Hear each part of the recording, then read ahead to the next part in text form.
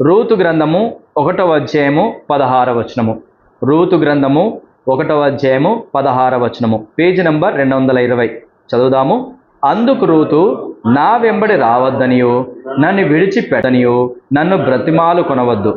నీవు వెళ్ళు చోటుకే నేను వచ్చదను, నీవు నివసించు చోటనే నేనును నివసించదను.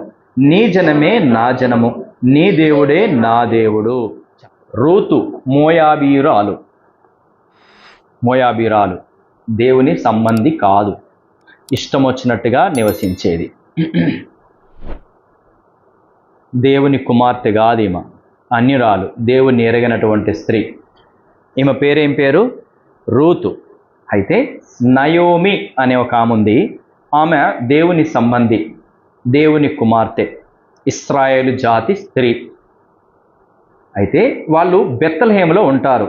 ఎవరెవరంటే, బెత్లెహేములో ఒక మనుష్యుడు తన భార్యను తన 2 కుమారులను వెంటబెట్టుకొని మోయాబు దేశమునకు కాపురముటకు వెళ్ళెను. ఆ మనుషుని పేరు ఎలీమెలెకు, అతని భార్య పేరు నయోమి. ఎలీమెలెకు, నయోమి, వీళ్ళిద్దరి ఊరేంటి? బెత్లెహేము. ఈ బెత్లెహేములో వారు ఉండేవారు. బెత్లెహేములో ఏం జరిగిందంటే కరువు వచ్చింది. కరువు వస్తే ఈ ఎలీమెలెకు ఏం చేశారంటే, అమ్మాయి మనకిడ కరువు వచ్చింది, మనం మోయాబు దేశానికి వెళ్దాం, అక్కడ పంటలు బాగా పండుతున్నాయి, అక్కడ కరువు ఏం లేదు, పద అని చెప్పేసి అన్నాడు. భార్య మాట వింటదా వినదా? వినాల్సిందే. విన్నది. సట్టాబుట్ట అంతా సర్దుకున్నారు. వారికి 2 మగపిల్లలు, 2 అబ్బాయిలు. వాళ్ళిద్దరిని తీసుకొని మోయాబు దేశానికి వెళ్ళారు. మోయాబు దేశంలో కొంతకాలం ఉన్నారు. తర్వాత అక్కడ వాళ్ళిద్దరికి కూడా పెళ్లి చేశారు. 2 అబ్బాయిలకు పెళ్లి చేశారు. అయిపోయింది.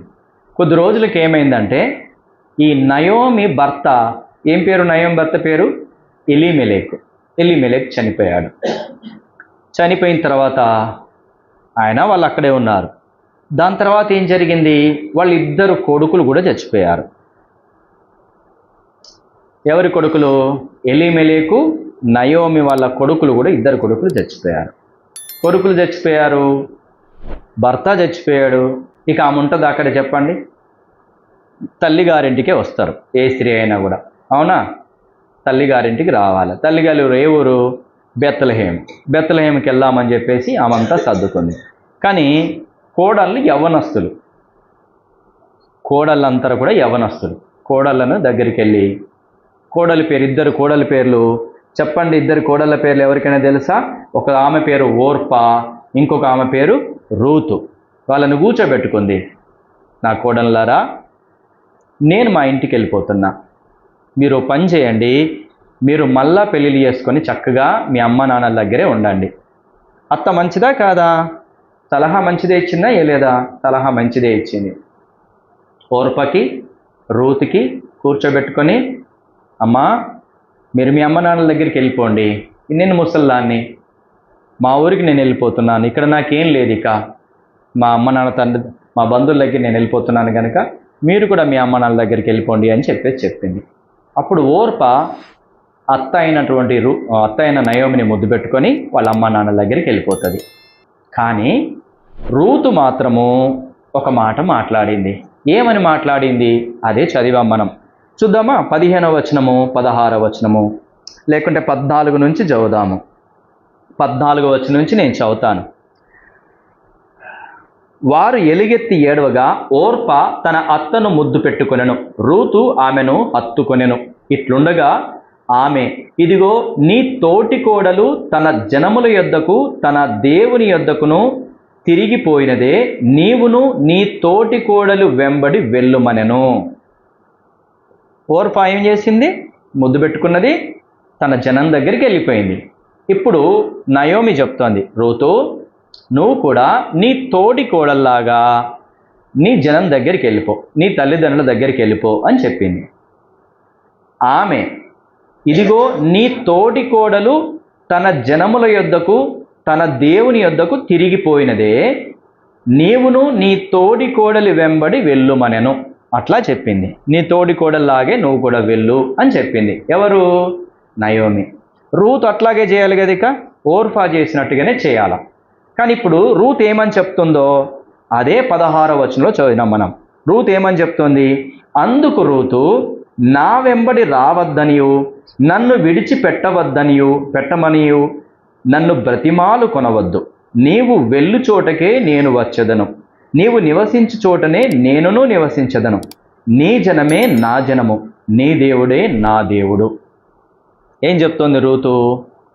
నన్ను మా బంధువుల దగ్గరికి, తల్లిదండ్రుల దగ్గరికి వెళ్ళొద్దని బలవంత పెట్టకు, నేను పోను. ఏమంటోంది? నేను వెళ్ళను. అసలు వాస్తవానికి వెళ్తారా వెళ్ళరా? ఏ స్త్రీ అయినా వెళ్తుంది. ఈ త్యాగాన్ని మీరు అర్థం చేసుకోండి. సరే, త్యాగం చేయట్లేదు రూతు, నయోమి దగ్గరే ఉంటానంటుంది అంటే నయోమికి ఏమైనా ఆస్తిపాస్తులు ఉన్నాయా? బిల్డింగ్లు, భూములు, జాగాలు ఉన్నాయా? లేవు. ఉంటే ఉండొచ్చు. ముసల్లాన్ తదనంతరం నాయాన్ని. ముసల్లానికి 1000 ఎకరాల పొలం ఉంది, 1000 ఆవులున్నాయి, 1000 గొడ్లున్నాయి, బర్రెలున్నాయి కాబట్టి ముసల్లాన్ తర్వాత ఎవరికి వస్తాయి? ముసల్లాన్తో ఉంటే నాకే వస్తాయి. ముసలి మా అంటే ఇంకో 5-6 సంవత్సరాలు బతుకుతుంది. బతికిన తర్వాత ఆస్తి అంతా ఎవరిదవుతుంది? నాదే అవుతుంది. అప్పుడు నేను ఇంకో పెళ్లి చేసుకొని ఈ ఆస్తితోని ఎంజాయ్ చేయొచ్చు అనుకోవచ్చు. అవునా? కానీ ముసలాం దగ్గర ఏమైనా ఉన్నాయా? ఏమీ లేవు. అట్లాంటివి ఏమీ లేవు. కానీ ఏమంటుంది? అట్లాంటివి లేకున్నా నన్ను వెళ్ళిపోవద్దు అనకు, నీ బంధువుల దగ్గరికి పోవద్దని బలవంతం చేయకు, నీ దగ్గరే ఉంటా, నీ జనమే నా జనము, నీ దేవుడే నా దేవుడు అంటోంది. ఇది సమర్పణ. ఈరోజు దేవుడి దగ్గరికి నువ్వు ఎలా రావాలంటే అలాగే. జనాన్ని వదిలిపెట్టు, బంధువుల్ని వదిలిపెట్టు, ఆస్తిపాస్తుల్ని వదిలిపెట్టు. దేవుణ్ణి వెంబడించే ప్రజలతో ఉండడం నేర్చుకోవాలి. మొదటి పాఠం. ఈమెకి ఈ అత్త దగ్గర డబ్బులు ఏమీ లేవు కదా, ఉన్నాయా? ఏమి లేకున్నా వస్తానంటుంది. ఈమెకు ఒకవేళ ఆస్తిపాస్తులు ఉండొచ్చు, మనకి ఇక్కడ ఏం రాయబడలే. వాళ్ళ అమ్మ నాన్న దగ్గరికి తీసుకెళ్తే అమ్మ నాన్న యాక్సెప్ట్ చేస్తారా, చేయరా? భర్త చనిపోయిన స్త్రీని ఏ తండ్రి అయినా తల్లి అయినా యాక్సెప్ట్ చేస్తారు, మళ్ళీ పెళ్లి కూడా చేస్తారు. అవునా? కానీ తల్లిదండ్రి ప్రేమను కాదంటోంది, తల్లిదండ్రి యొక్క ఆస్తిని కాదంటోంది. తర్వాత తన యవ్వన ప్రాయంలో ఉంది, పెళ్లి చేస్తానంటే కూడా కాదనంటోంది. ఎన్ని వదిలిపెట్టుకుంటుంది చూడండి. పెళ్ళిని వద్దంటోంది. ఏ స్త్రీ అయినా పెళ్ళిని వద్దంటదా? యవ్వన స్త్రీలు పెళ్ళిని వద్దన్నారు. భర్త చనిపోయాడు కదా, పెళ్లి చేసుకుంటానే అంటుంది, కానీ వద్దంటోంది. 2, తల్లిదండ్రులను వద్దంటోంది. 3, ఆస్తిపాస్తులను వద్దంటోంది. 4, తన బంధువులను కూడా వద్దంటోంది. నువ్వు అంటావా అట్లా? నువ్వు అంటావా? క్రీస్తుతో ఉండడానికి, క్రీస్తుతో ఉంటే శ్రమ, సద్భక్తితో బ్రతకనుద్దేశించువానికి శ్రమ అని రాయబడింది. ఏంటి? పేద విధవరాలతో ఉంటే లాభమా? పేద విధవరాలా కాదా? భర్త చనిపోయినటువంటి స్త్రీ, ఆస్తి పాస్తులు లేనటువంటి స్త్రీతో ఉంటే సుఖపడుతుందా? కష్టపడుతుంది. క్రీస్తు దగ్గరికి వస్తే కూడా అదే. ఈమెకు ఆ విషయం తెలుసా తెలియదా? ఆ స్త్రీకి తెలుసా తెలియదా? ఖచ్చితంగా తెలుసు. పేద విధవరాలైనటువంటి ఆ స్త్రీతో, వృద్ధురాలైనటువంటి ఆ స్త్రీతో ఉంటే నాకు సుఖమేమీ ఉండదు, నాకు కష్టాలే అని తెలుసు. కానీ వచ్చిందా రాలేదా? ఉంటానంటుందా అనట్లేదా? నీ జనమే నా జనము, నీ దేవుడే నా దేవుడు, నన్ను వెళ్ళవద్దు, వెళ్ళుమని బలవంత పెట్టకు అంటోంది. ఈరోజు నీవు నేనేమనగలగాలి? క్రీస్తునందు సద్భక్తితో బ్రతకనుద్దేశించు వారికి శ్రమ. ఫస్ట్ ఏం చేయాలంటే నీ తల్లిదండ్రులను వదిలిపెట్టుకోవడానికి ఇష్టపడాలా, బంధువులను వదిలిపెట్టుకోవడానికి ఇష్టపడాలా, నీ ఆస్తిపాస్తుల్ని వదిలిపెట్టుకోవడానికి ఇష్టపడాలా. తెలుసా? ఇష్టపడగలుగుతావా? సహోదరుడు భక్సింగ్ గారు సిక్కులు సిక్కులోళ్ళు దేవుని నమ్ముకోవడం చాలా కష్టం. ఆ కాలంలో అయితే ఇంకా కష్టం. ఇంగ్లాండ్ వెళ్ళిపోయాడు, అక్కడ దేవుని నమ్ముకున్నాడు. దేవుని నమ్ముకున్న విషయం వాళ్ళ నాన్నకు ఒక్కడికే చెప్పాడు, లెటర్ ద్వారా రాశాడు, నాన్న నేను యేసు ప్రభువుని నమ్ముకున్నాను. వాళ్ళ నాన్న చెప్పాడు, నాకు చెప్పావు కానీ ఎవరికి చెప్పకు, మీ అక్కలకు కానీ అన్నలకు కానీ తమ్ముళ్ళకు కానీ ఇంకెవరికి చెప్పకు అన్నాడు. చెప్పలేదు ఎవరికి.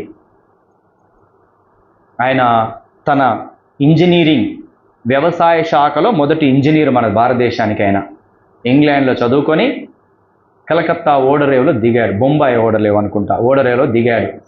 అక్కలు అన్నదమ్ములు అందరూ కూడా, బంధువర్గం అంతా కూడా ఆయన రిసీవ్ చేసుకోవడానికి వచ్చారు. వచ్చిన తర్వాత ఏమన్నారు, ఆయన వాళ్ళందరికీ ఏముంటుంది, జుట్టు ఉంటుంది, పైన కొప్పు ఉంటుంది, కొప్పు లేదు, కట్ చేయించేసుకున్నాడు. వాళ్ళ అక్కలు అడిగారు, ఏమైంది నీ జుట్టు, ఏం జరిగామంటే నేను యేసు ప్రభువుని నమ్ముకున్నాను. వాళ్ళందరూ అన్నాడు, నువ్వు యేసు ప్రభువును వదిలిపెడితే మా దగ్గరికి రా, యేసు ప్రభువును వదిలిపెట్టకపోతే మేము మిమ్మల్ని వదిలిపెడతాం అన్నారు. ఆయన ఏమన్నాడో తెలుసా, శ్వాస తీసుకోకుండా ఒక మనుషుడు ఉండగలడా అని అడిగాడు. శ్వాస తీసుకోకుండా ఉండగలడా? నేను యేసును కలిగి ఉండకుండా ఉండలేను అని చెప్పాడు. ఆయన అక్కడే వదిలిపెట్టి అందరూ వెళ్ళిపోయారు. అర్థమవుతుందా? ఏ మాత్రము కూడా కనికరం చూపించలే, ఒక్కన్నే వదిలిపెట్టి వెళ్ళిపోయారు. దాని తర్వాత వాళ్ళ చిన్నాన్న ఏమని చెప్పాడంటే, ఆయన తీసుకెళ్ళిపోయాడు, ఆయన ఇంటికి తీసుకెళ్ళిపోయాడు.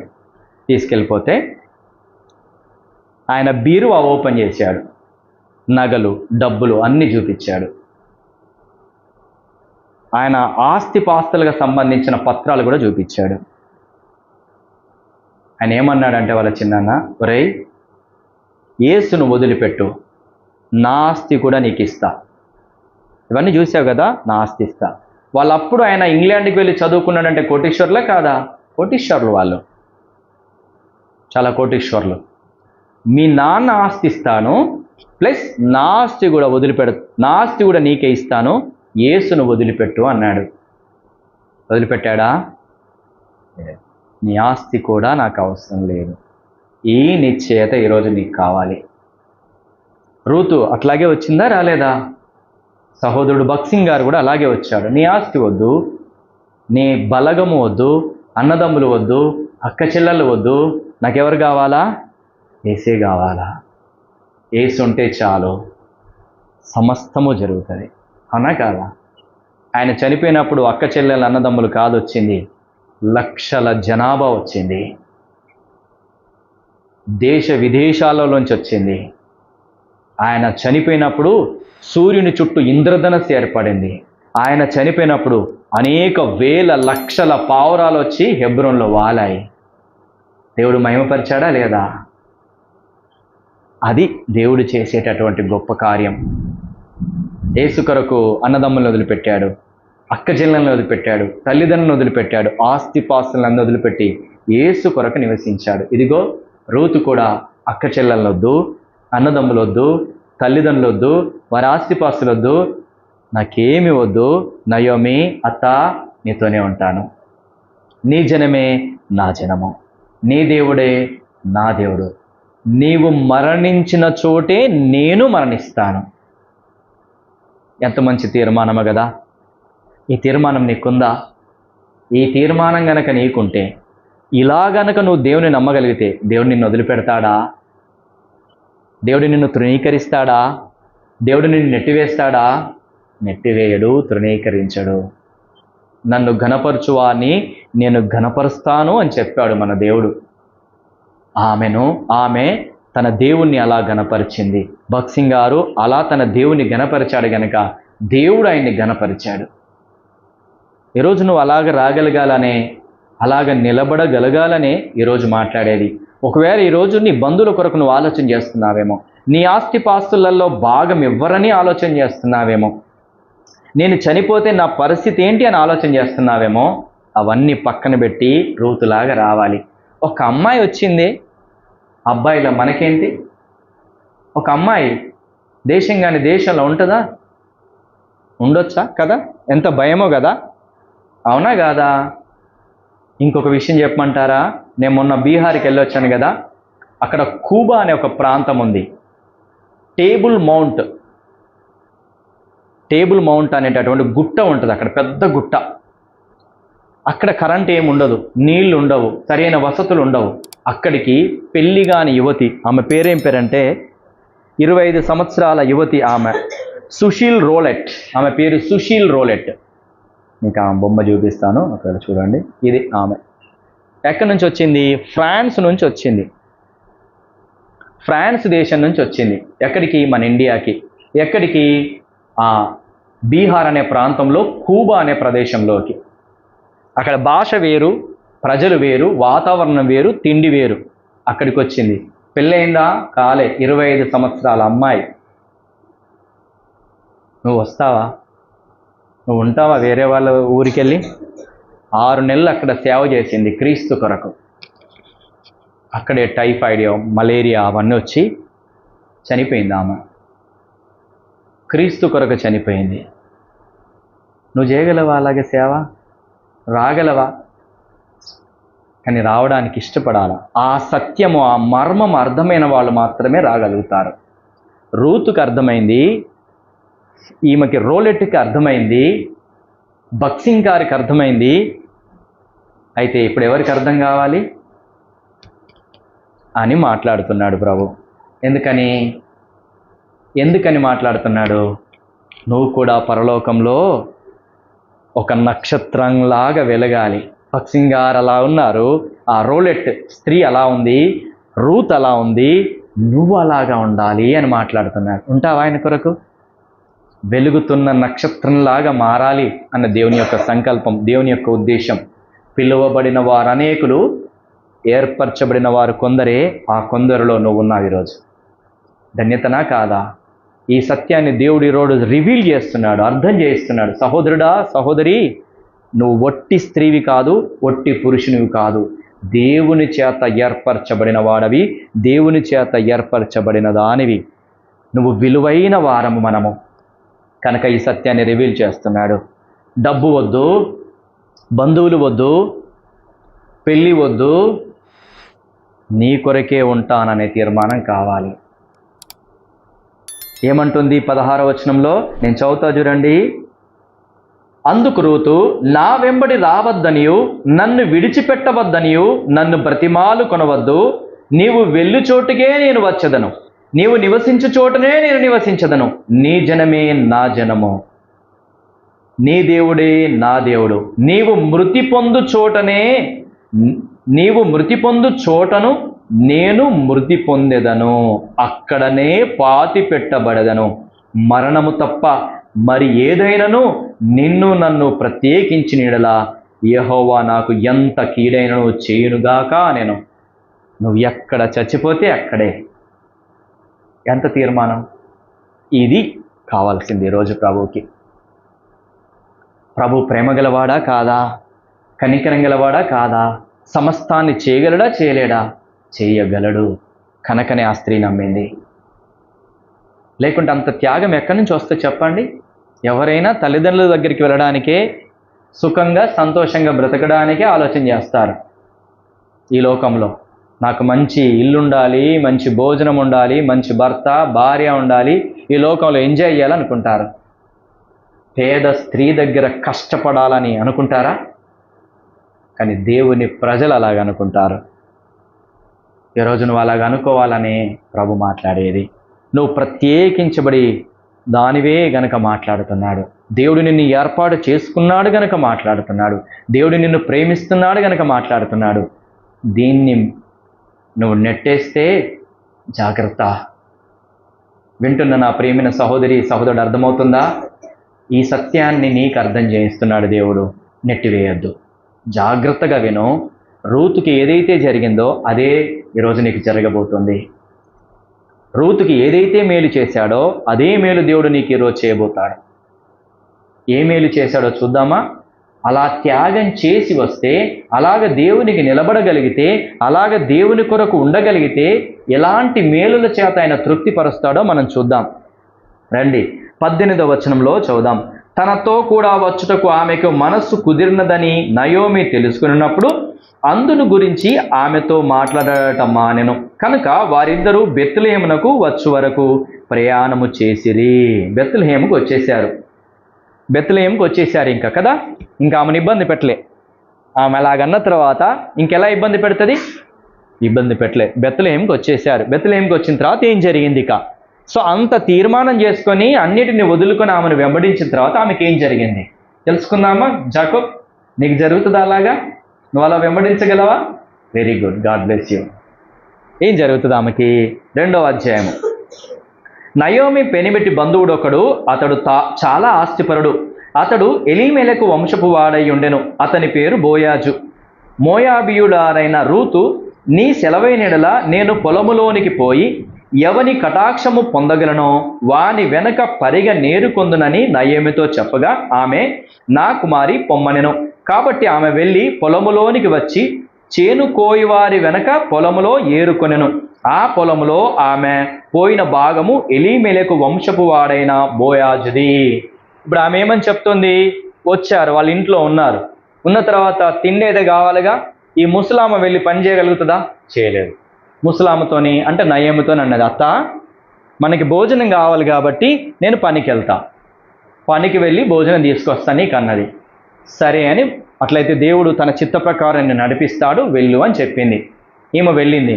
పని కంటే పనికి కాదు, పరిగేరుకోవడానికి. వెళ్ళగానే పని ఎవరిస్తారు? ఇస్తారా? పని ఇవ్వరు. పరిగేరుకోవడం మనందరికీ తెలుసు, పరిగేరుకుంటారు కదా. పరిగేరుకోవడానికి వెళ్ళింది. దేవుడు తన చిత్త ప్రకారంగా నడిపిస్తాడు. ఫస్ట్ పాయింట్ గుర్తుపెట్టుకోండి. నిజంగా అన్ని విడిచొస్తే, నిజంగా ప్రభుని నమ్మితే,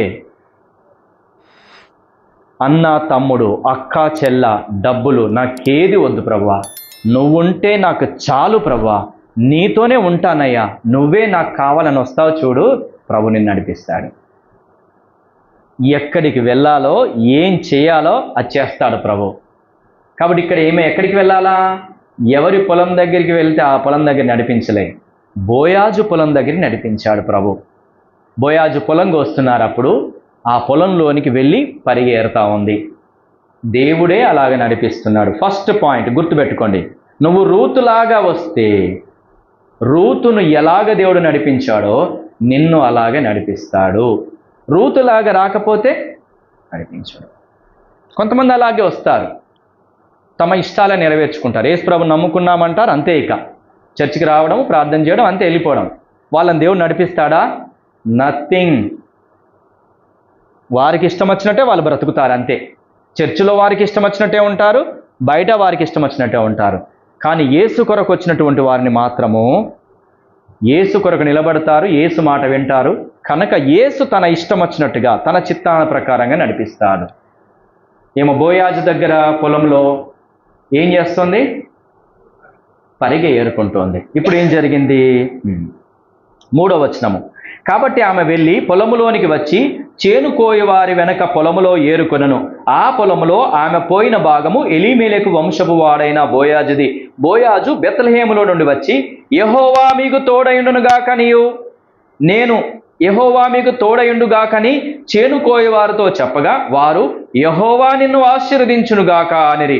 అప్పుడు బోయాజు కోయివారి మీద ఉంచబడిన తన పనివారిని చూచి, ఈ చిన్నది ఎవరని అడగగా, కోయివారి మీద ఉంచబడిన ఆ పనివాడు, ఈమె మోయాబు దేశం నుండి నయముతో కూడా తిరిగి వచ్చిన మోయాబురాలైన యవనురాలు.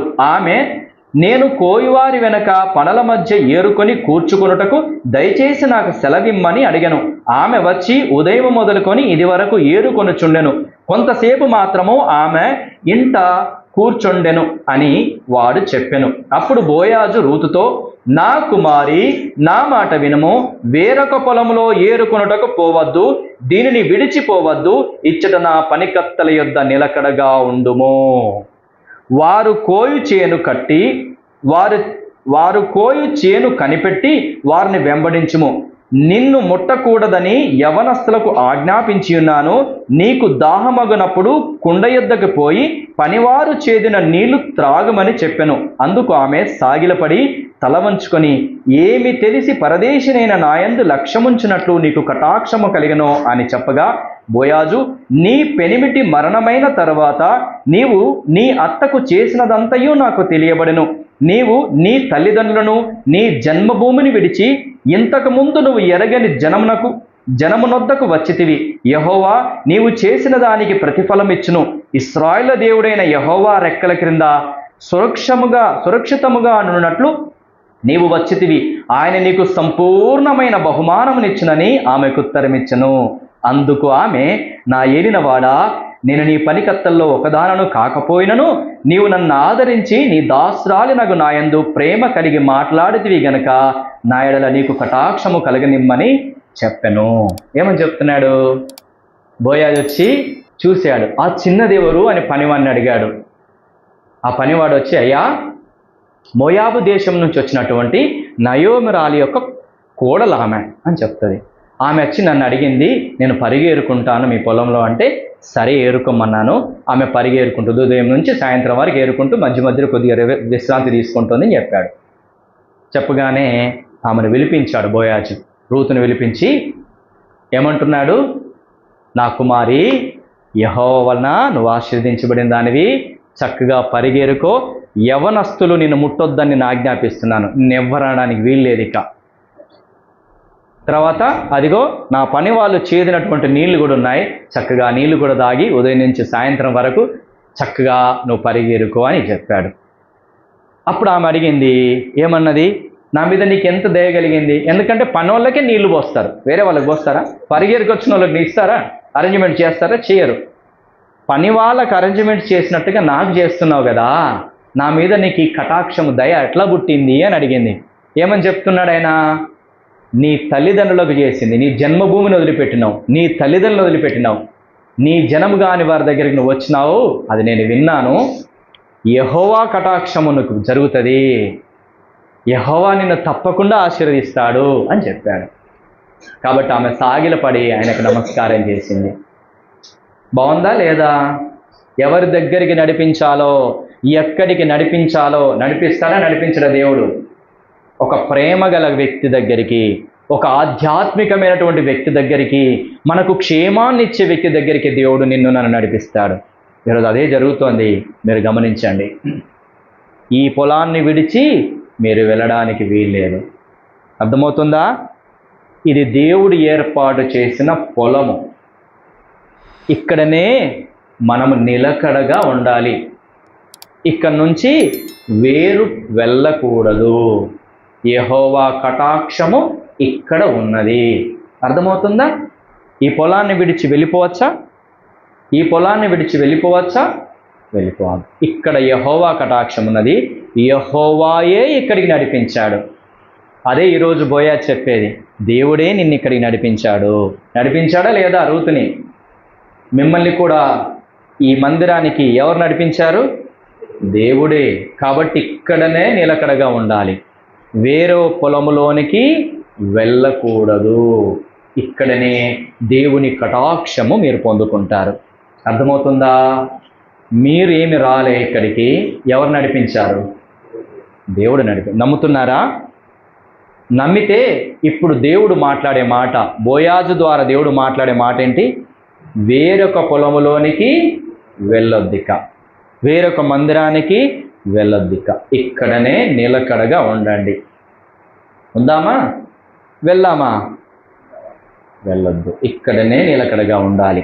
అది జరిగింది. తర్వాత ఏం జరుగుతుంది? ఇక ఫస్ట్ అయిపోయింది, దేవుడు నడిపిస్తాడు. ఎవరి దగ్గరికి వెళ్ళాలో, ఎక్కడ మనకు క్షేమమో అక్కడికి దేవుడు నడిపిస్తాడు, నువ్వు తీర్మానం చేసుకుంటే. రెండవది ఏం జరిగింది? 3వ వచనము, 3వ అధ్యాయము. ఆమె అత్తయ్యైన నయోమి, నా కుమారి, నీకు మేలు కలుగునట్లు నేను నీ కొరకు విశ్రాంతి విచారింపవలసినది కదా. ఎవని పనికత్తల యొద్ద నీవు ఉంటివో ఆ బోయాజు మనకు బంధువుడు. ఇదిగో ఈ రాత్రి అతడు కళ్ళమును ఎవలు తూర్పారబెట్టింపబోచున్నాడు. నీవు స్నానము చేసి తైలము రాచుకొని నీ బట్టలు కట్టుకొని ఆ కళ్ళమునకు వెళ్ళుము. అతడు అన్నపానములు పుచ్చుకొనుటకు చాలించు వరకు నీవు అతనికి మరుగయుండుము. అతడు పండుకొనిన తర్వాత అతడు పండుకొనిన స్థలమును గుర్తెరిగి లోపలికి పోయి అతని కాళ్ళ మీదనున్న బట్ట తీసి పండుకొనవలను. నీవు చేయవలసిన దానిని అతడు నీకు తెలియజేయనని ఆమెతో అనగా. ఇప్పుడు అత్త డైరెక్షన్ ఇస్తోంది. ఏం జరిగింది అంటే, పొలం ఏరుకుంది, కొన్ని తినడానికి ఆయన పెట్టాడు, కొన్ని ఇచ్చాడు. ఏం పెట్టాడు ఆయన? 14వ వచనంలో, బోయాజు భోజన కాలమున నీవిక్కడ వచ్చి భోజనము చేసి చిరకాలో నీ ముక్క ముంచి తినుమని ఆమెతో చెప్పగా, చేనుకోయి వారి యొద్ద ఆమె కూర్చుండెను. అతడు ఆమెకు పేలాలు అందియగా ఆమె తిని తృప్తి పొంది కొన్ని మిగిల్చెను. పేలాలు కూడా ఇచ్చాడు కదా, భోజనం కూడా పెట్టాడు చక్కగా. పేలాలు తిన్నది మిగిల్చి తన అత్త కూడా తీసుకెళ్ళింది. తర్వాత అదంతా యవలన్నీ కోసి దుల్లబట్టి పేలాలు కూడా తీసుకొని అత్తకి ఇచ్చింది. అప్పుడు అత్త అడిగింది, ఎక్కడ తీసుకొచ్చావి? అత్త పేలాలు తిన్నది, ఆ యవలు కూడా చూసింది. ఎక్కడ వెళ్ళావు అంటే బోయాజ్ దగ్గరికి వెళ్ళాను. ఓహో, బోయాజ్ దగ్గరికి వెళ్ళావా? అయితే దేవుడు నిన్ను నడిపిస్తున్నాడు. ఆమె దైవభక్తి కలిగినటువంటి స్త్రీ కనుక దేవుడు నిన్ను నడిపిస్తున్నాడు. కాబట్టి ఒక పని చేయి నా కుమార్తె, నేను నీ మేలు కోరాలి కదా, కాబట్టి ఒక పని చేయి. ఆ బోయాజ్ అనే వ్యక్తి మనకు సమీప బంధువుడు. ఆయన పొలం కోశారు. ఆయన రాత్రి సాయంత్రం అవుతుంది, స్నానం చేసుకుంటాడు, భోజనం చేసి ఆ పొలం దగ్గరే పడుకుంటాడు. అప్పుడు నువ్వేం చేస్తావంటే ఆయన దగ్గరికి వెళ్ళి ఆయన కాళ్ళ బట్ట తీసి కాళ్ళ దగ్గర పడుకో, చెద్దరిది కాళ్ళ దగ్గర పడుకో అని చెప్పింది. ఇప్పుడు నువ్వేం చేయాలో ఆయన నీకు చెప్తాడని చెప్పింది. ఈమెం చేయాలా? స్నానం చేయాలా, తలకు నూనె రాసుకో, మంచిగా స్నానం చేయి, ఉతికిన బట్టలు ధరించు, వెళ్ళు. ఆయన స్నానం చేసి అన్నం తినేదాకా చూడు. ఆయన కళ్ళం దగ్గరికి వచ్చి పడుకున్న తర్వాత నువ్వు వెళ్ళి ఆయన కాళ్ళ దగ్గర పడుకో అని చెప్పింది. అట్లా పడుకుంటే నువ్వేం చేయాలో ఆయన చెప్తాడు ఇక నీకు అని చెప్పింది. సో మేము అలాగే చేసింది. ఏం చేయాలా?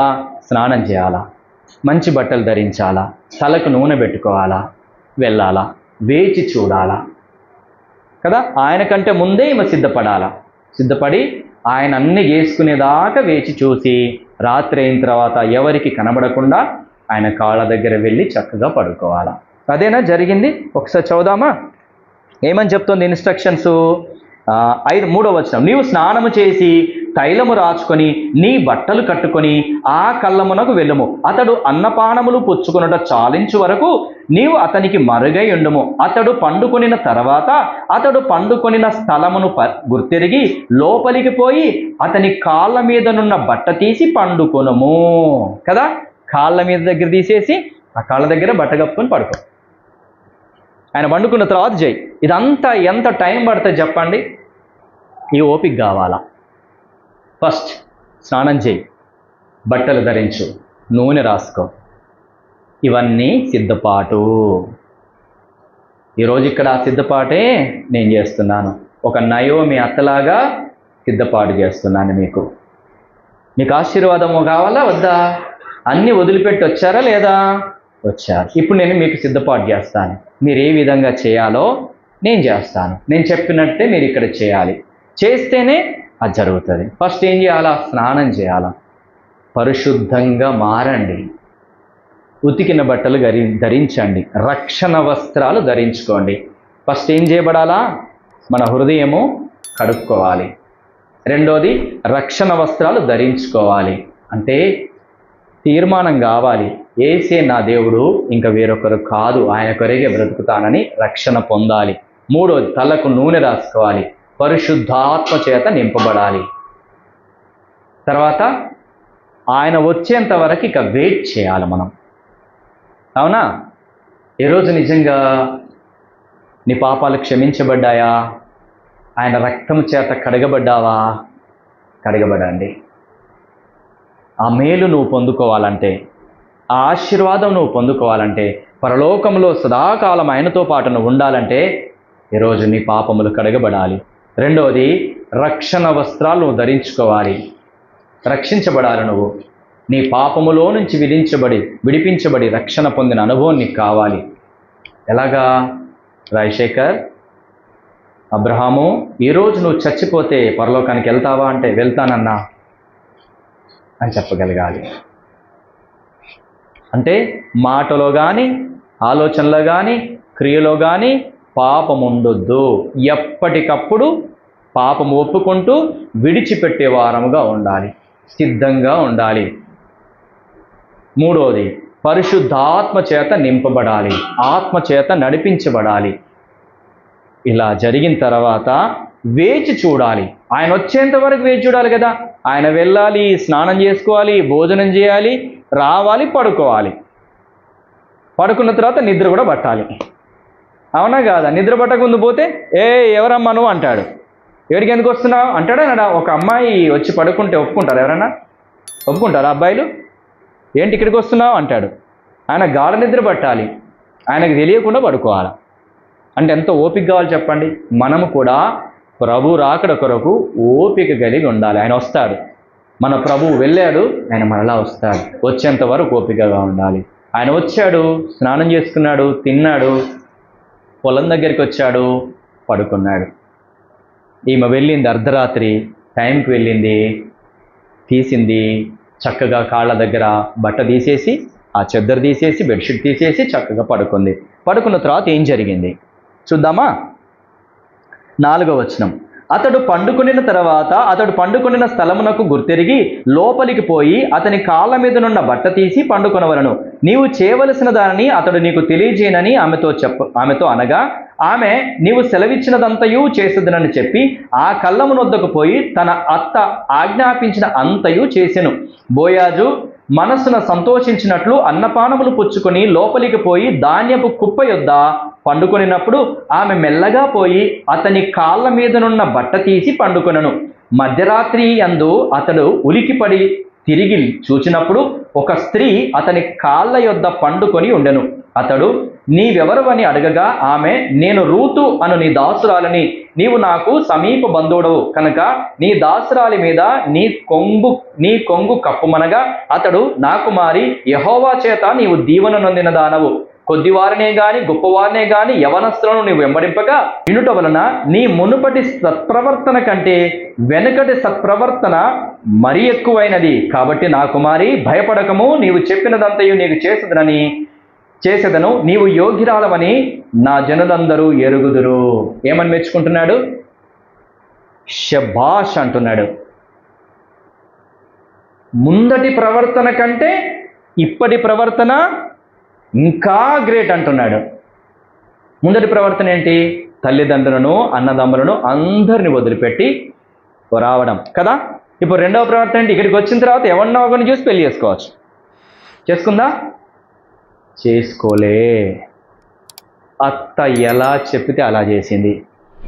ఇది ఇంకా మంచిది అంటున్నాడు. నువ్వు ఒక క్రమాన్ని, ఒక మర్యాదను అనుసరించి నడుచుకుంటున్నావు, అవునా కాదా? వాళ్ళ మర్యాద అది. ఇశ్రాయేల్లో ఒక మర్యాద ఏంటంటే సమీప బంధువుడే పెళ్లి చేసుకోవాలా మళ్ళీ. కాబట్టి అత్త ఏదైతే చెప్పిందో వాళ్ళ ఆచారం ప్రకారము, వాళ్ళ పద్ధతి ప్రకారమే ఫాలో అయింది తప్ప తన ఇష్టాన్ని చేసుకోలే. అర్థమవుతుందా? క్రీస్తులోనికి వచ్చిన తర్వాత క్రైస్తవ్యం ఏం చెప్తుందో, క్రీస్తు ఏం చెప్తున్నాడో అదే చేయాలి, కానీ వేరే చేయొద్దు. కానీ అందరూ అలా చేస్తున్నారా? క్రీస్తులోనికి వచ్చిన తర్వాత అన్ని ఆచారాలు పాటించొద్దు అని చెప్తాం, కానీ పాటిస్తున్నామా లేదా? పాటిస్తున్నామంటే ఎక్కడి నుంచి వస్తుంది ఆశీర్వాదం చెప్పండి. కానీ ఈమె పాటించిందా? వాళ్ళ ఇశ్రాయేలు దేశపు ఆచారాన్నే పాటించింది, అన్ని ఆచారాల్ని పాటించలే. అన్ని ఆచారాల్ని పాటించేదైతే బెత్లెహేంకి వచ్చిన తర్వాత మంచి యవనస్తుని చూసి పెళ్లి చేసుకోలేదు. అలాగా వాళ్ళ అత్త చెప్పింది, మన ఆచారం ఇది, మన పద్ధతి ఇది, మన కట్టడలు ఇవి, మన నియమాలు ఇవి, ఇలాగ చెయ్యి అంటే అలాగే చేసింది. కనుక ఇంతటి ముందు కంట చేసిన దానికంటే ఇది సత్క్రియ, ఇంకా మంచిది అని మెచ్చుకున్నాడు. ఇది జరగాల. ఈరోజు నేనేమని మెచ్చుకోవాలా మిమ్మల్ని? మీరు ఇంకా మంచిగా ప్రవర్తిస్తున్నారు. మునుపటి భక్తి కంటే ఈ భక్తి మీరు మేలైనది అని చెప్పగలగాల. అవునా? మీరు దేవునికి ఇష్టలుగా బ్రతుకుతున్నారు, నేను చెప్పినట్టుగానే చేస్తున్నారు. శబాష్, దేవుడు తప్పక మిమ్మల్ని ఆశీర్వదిస్తాడని చెప్పగలగాలి. చేస్తున్నామా అట్లాగా? ఒక్కసారి ఆలోచన చేయండి. అన్ని ఆచారాలు చేస్తున్నారా? ఇప్పుడు రాబోతున్నాయి కొన్ని పండగలు, చేస్తారా పండగలు? వాళ్ళు చేస్తున్నారు, మనకు సంబంధం లేదు. క్రీస్తులోనికి వచ్చిన మనం చేయకూడదు, ఆచారాలు చేయకూడదు, మాటలు మాట్లాడకూడదు. ప్రవర్తనలో, మాటల్లో, క్రియలలో, ఆచారాలలో అన్నిట్లలో సపరేట్. మనం లోకములో నుంచి వేరు చేయబడ్డాం. మనం ఆ దేవుడు మనల్ని కూడా అలాగే మెచ్చుకోవాలి అని చెప్పబడుతోంది. కాబట్టి ఇప్పుడు ఏమన్నాడు? నా కుమారి, నువ్వు ధైర్యంగా ఉండు, నేను చేస్తా ఇక అన్నాడు. తెల్లారైపోయింది. ఏం జరిగింది? తెల్లారైపోయింది. 4వ అధ్యాయం 4వ అధ్యాయం 1వ వచనం. బోయాజు పురద్వారమునొద్దకు పోయి అక్కడ కూర్చుండగా బోయాజు చెప్పిన బంధువుడొకడు ఆ త్రోవను పోవుచుండెను గనక బోయాజు ఓయి ఈ తట్టు తిరిగి ఇక్కడ కూర్చుండమని అతని పిలువగా అతడు వచ్చి కూర్చుండెను. బోయాజు ఆ ఊరి పెద్దలలో 10 మందిని పిలిపించుకొని ఇక్కడ కూర్చుండమని చెప్పగా వారును కూర్చుండిరి. అతడు మోయాబు దేశం నుండి తిరిగి వచ్చిన నయోమి మన సహోదరుడైన ఎలీమెలెకు కలిగిన భూభాగమును అమ్మివేయుచున్నది గనక నీవు చెవులార వినట్లు నేనొక సంగతి తెలియజేయవలనని ఉన్నాను. ఈ పుర నివాసుల ఎదుటను నా జనుల పెద్దల ఎదుటను ఆ భూమిని సంపాదించుకొనము. ఏమనగా దాని విడిపించుటకు నీవు ఒప్పుకొనిన ఎడల విడిపింపుము, దాని విడిపింపనొల్లని ఎడల అది స్పష్టముగా నాతో చెప్పుము. నీవుగాక దాని విడిపింపవలసిన బంధువుడు ఒకడునూ లేడు, నీ తర్వాతి వాడను నేనే అని బంధువునితో చెప్పెను. అందుకతడు నేను విడిపించదనను. బోయాజు నీవు నయోమి చేతిలో నుండి ఆ పొలమును సంపాదించు దినమున చనిపోయిన వాని పేరట అతని స్వాస్థ్యమును స్థిరపరచున్నట్లు చనిపోయిన వాని భార్య అయిన రూతు అను మోయాబీరాలి యొద్ద నుండి దాన్ని సంపాదించవలనని చెప్పగా ఆ బంధువుడు నేను దానిని విడిపించుకొనలేను, నా స్వాస్థ్యమును పోగొట్టుకుందునేమో అని దాన్ని విడిపింపలేను కనుక నీవే నాకు ప్రతిగా బంధువుని ధర్మము జరిగించుమని చెప్పెను. ఇశ్రాయేలులో బంధుధర్మము గూర్చి గాని క్రయ విక్రయములను గూర్చి గాని ప్రతి సంగతిని స్థిరపరచుటకు పూర్వమున జరిగిన మర్యాద ఏదనగా ఒకడు తన చెప్పు తీసి తన పొరుగువానికి ఇచ్చుటయే. ఈ పని ఇశ్రాయేలులో ప్రమాణముగా ఎంచబడును. ఆ బంధువుడు నీవు దానిని సంపాదించుకొనుమని బోయాజుతో చెప్పి తన చెప్పు తీయగా బోయాజు ఎలీమెలెకుకు కలిగినది యావత్తును కిల్యోనుకును మహులోనుకును కలిగినది యావత్తును నయోమి చేతిలో నుండి సంపాదించుతునని నేనన్నందుకు మీరు ఈ దినమున సాక్షులై ఉన్నారు. మరియు చనిపోయిన వాని పేరట అతని స్వాస్థ్యమును స్థిరపరచునట్లు చనిపోయిన వాని పేరు అతని సహోదరులో నుండి అతని స్థలం యొక్క ద్వారం నుండి కొట్టివేయబడక ఉండినట్లు నేను మహులోను భార్య అయిన రూతును మోయాబీరాలిని సంపాదించుకొని పెండి చేసుకొనుచున్నాను. దీనికి మీరు ఈ దినమున సాక్షులై ఉన్నారని పెద్దలతోనూ ప్రజలందరితోనూ చెప్పెను. బాగుందా? పురద్వారమున గేటు దగ్గర కూర్చున్నాడు. వాళ్ళకి ఇంకొక సమీప బంధువు ఉన్నాడు. అతన్ని పిలిచాడు, నువ్వు ఇట్రా అని కూర్చోబెట్టాడు. పెద్దలందరిని పిలిచాడు. పెద్దలందరి ముందర చెప్పాడు. నయోమి కోడలు రూతు వచ్చింది. నయోమికి కలిగినటువంటి ఆ పొలమును అమ్మివేయని ఉద్దేశించింది. నాకంటే సమీప బంధువుడు నువ్వు గనక మరి అది నువ్వే తీసుకోవాలి, నువ్వు తీసుకోని పక్షంలో నేను తీసుకుంటాను అని చెప్పాడు. అప్పుడు అతను ఏమన్నాడు, నా వల్ల కాదు, నువ్వే తీసుకో అని చెప్పాడు. కాబట్టి ఇప్పుడు బోయాజు ఏమంటున్నాడు, పెద్దలందరి సమక్షములో నయోమికి కలిగింది తీసుకుంటున్నాను, అట్లాగే రూతును నా భార్యగా చేసుకుంటున్నానని చెప్పి తన చెప్పును తీసి ఆయనకిచ్చాడు. వాళ్ళ యొక్క ఆచారం అది. ఏమని రాయబడింది చూడండి, 7వ వచనంలో మర్యాద ఏమనగా ఒకడు తన చెప్పు తీసి తన పొరుగువానికి ఇచ్చుటయే. ఈ పని ఇశ్రాయేలులో ప్రమాణముగా ఎంచబడెను. చెప్పు తీసి ఇచ్చేశాడు అంటే అందరి సమక్షంలో ఆమోదం. వాళ్ళ పద్ధతి అది. చెప్పు తీసి ఇచ్చాడంటే ఇంకా ఆమెను సంపాదించుకున్నాడని అర్థం. భార్యగా చేయబడిందా లేదా? భార్యగా చేయబడిందా లేదా? ఆస్తిపాస్తులు లేకుండా వచ్చింది, విధవరాలిగా వచ్చింది, అన్నదమ్ములు లేనిదానిగా వచ్చింది, అక్క చెల్లెళ్ళు తల్లిదండ్రులు లేనిదానిగా వచ్చింది. కానీ ఇప్పుడు ఎంతమంది వచ్చారు? బంధువులు వచ్చేశారు. బోయాజు గొప్ప ఐశ్వర్యవంతుడు, గొప్ప ఐశ్వర్యం కూడా వచ్చేసింది, భర్త కూడా వచ్చేసాడు. ఇస్తాడా ఇవ్వడా దేవుడు? దేవుడు ఇస్తాడా ఇవ్వడా? నువ్వు నిజంగా దేవుడు చెప్పినట్టుగా చేస్తే, నిజంగా దేవుని కొరకు నిలబడితే, నిజంగా దేవుడి సన్నిధికి వస్తే దేవుడు ఇస్తాడు. భర్తనిచ్చాడు, ఆస్తిపాస్తులను ఇచ్చాడు. బోయాజుదంతా ఈమెదే కాదా? ఆస్తిపాస్తులను కూడా ఇచ్చాడు. బంధువులందరూ ఇచ్చేశారు.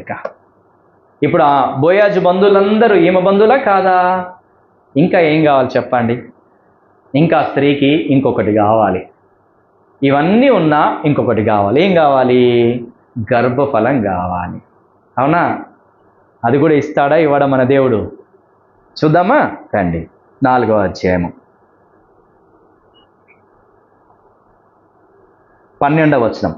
ఎఫ్రాతాలో నీవు క్షేమాభివృద్ధి కలిగిన దానవై బెత్లెహేంలో నీవు ఖ్యాతి నందుదువుగాక. యెహోవా ఈ యవరాని వలన నీకు దయచేయు సంతానమును నీ కుటుంబమును తామారు యూదాకు కనిన పెరసు కుటుంబం వలనే ఉండుగాక అనిరి.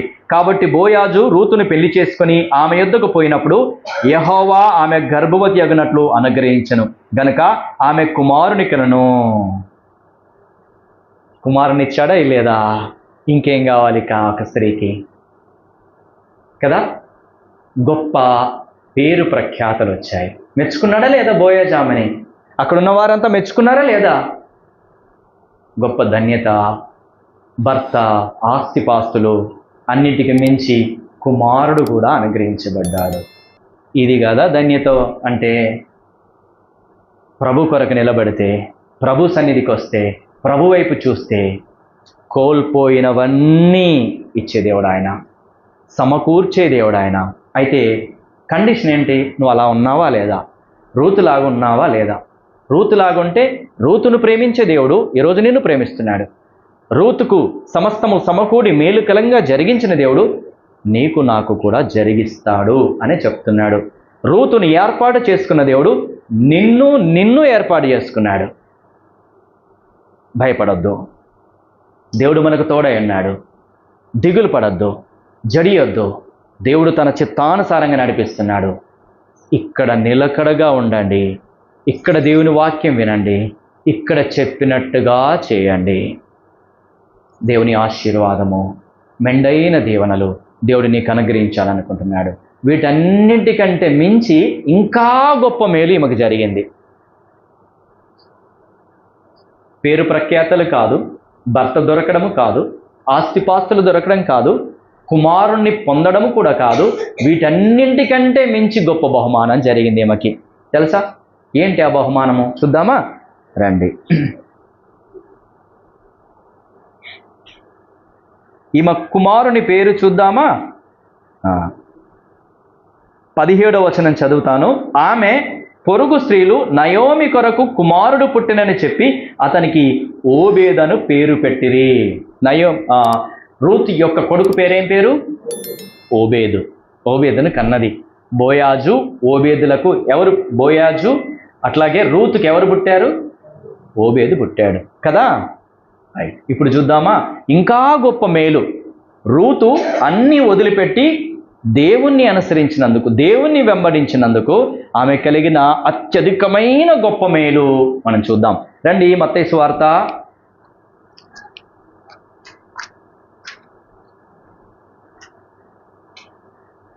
1వ అధ్యాయము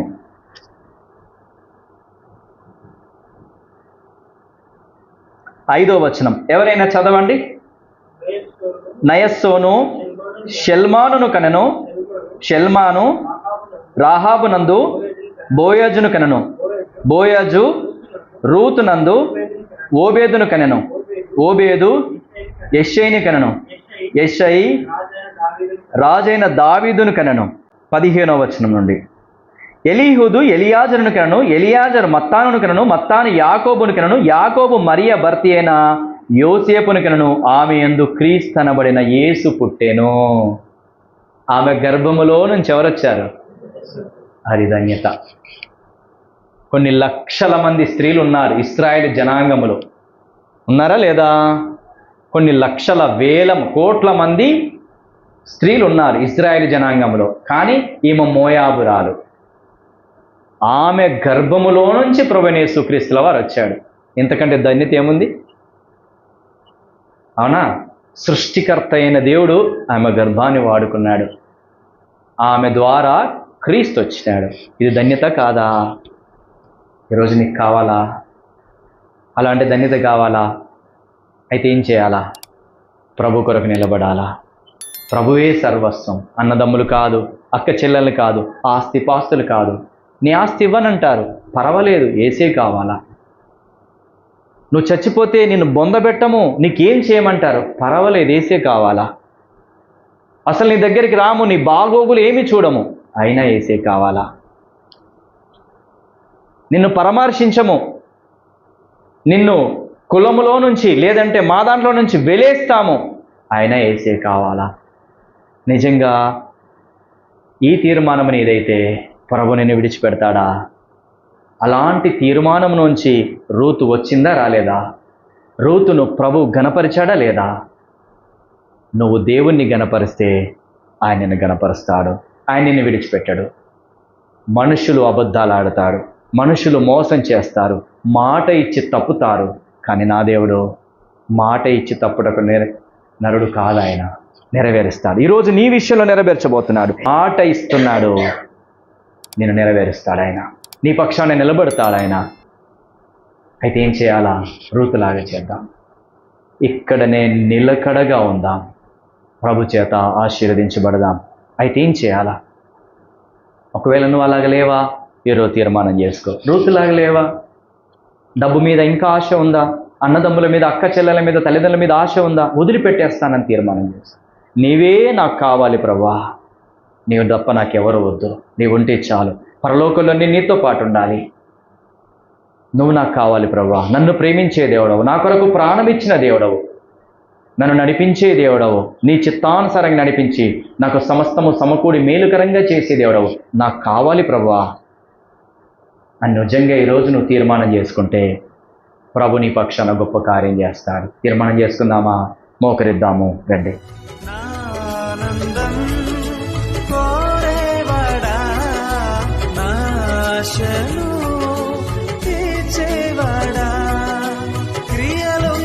ప్రేమ నీది నిజమైన ధన్యత.